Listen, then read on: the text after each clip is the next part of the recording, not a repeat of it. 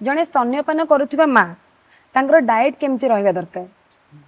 स्तन्यपान करुवा माँ मान को फास्ट कथा हूँ आमको एनर्जी डेन्स रिच फूड दबार अच्छे। एनर्जी डेन्स फूड्स माने कौन?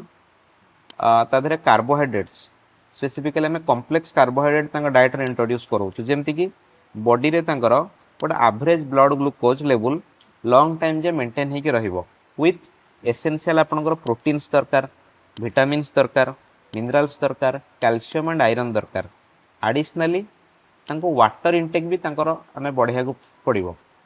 गोटे पर डे अराउंड से 2.5 to 3 लीटर्स ऑफ वाटर तांको डेली कंज्यूम करिवा दरकार। काहेकि ना वाटर इनटेक जे तांकर कमी जिवो तले मिल्क प्रोडक्शन भी ऑटोमेटिकली तांकर कमी कमी जिवो। जीव विथ दैट तांको एसेंशियल डाएट भी आम इंट्रोड्यूस दबा तांको जेमती कि ओवरऑली से गोटे बैलेंस डाएट ताकर मेंटेन हो पारिबो।